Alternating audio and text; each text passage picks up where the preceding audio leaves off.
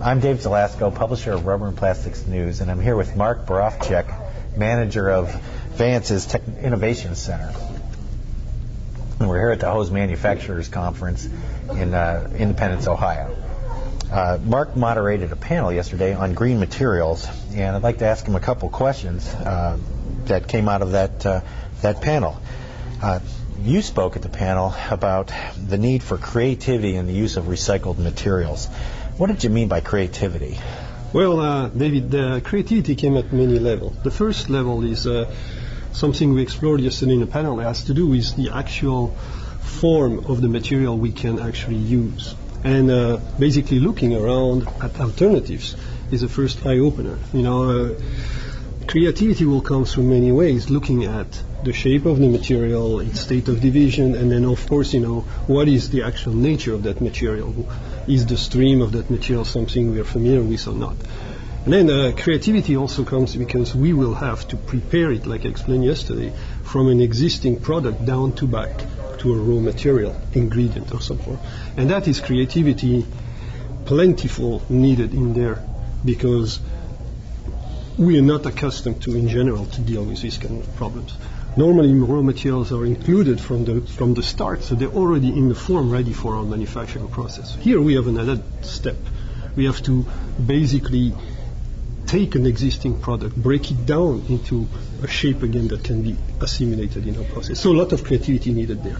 Also a lot of creativity in terms of the economics. How do we make something work?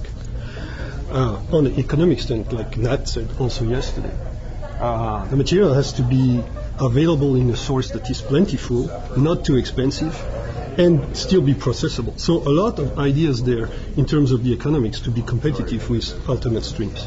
Now eventually, as the price are going to evolve, the difference is expected to get less and less. But to get started on this, you need a lot of creativity. That's what I mean. And is the creativity, is that coming from a desire within companies to want to use recycled materials, or is it the economics that you just discussed, or both? I think it's really both. We were talking yesterday about the availability of the raw materials, the shortage that is predicted in terms of the oil in the longer term, and then the fact that it is still a commodity. So basically the intent there is to try to find something to break the cycle between supply and demand, and the alternate stream is always a good solution to try to break that cycle, right? So there is always a motivator from the economic standpoint. I think there is another interest in there also, is in order to provide the best material and the best products to our customers, we are forced to go and try to be the most competitive possible.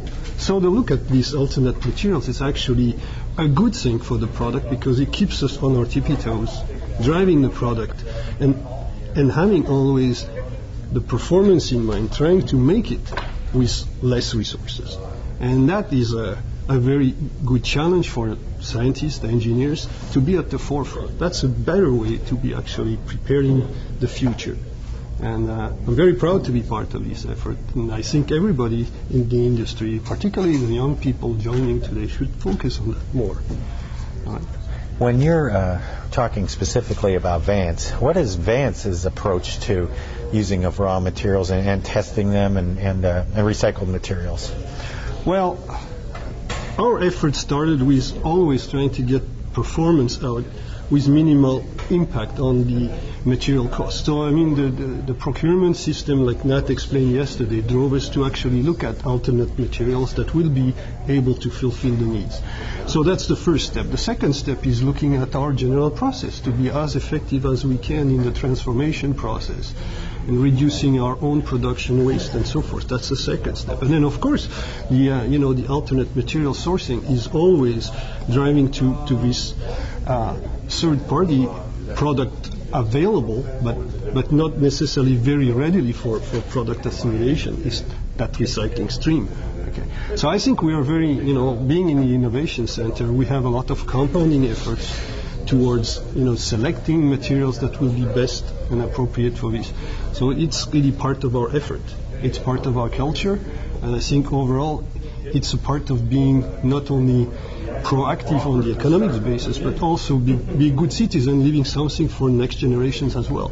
So I think overall it's a good feeling on multiple fronts.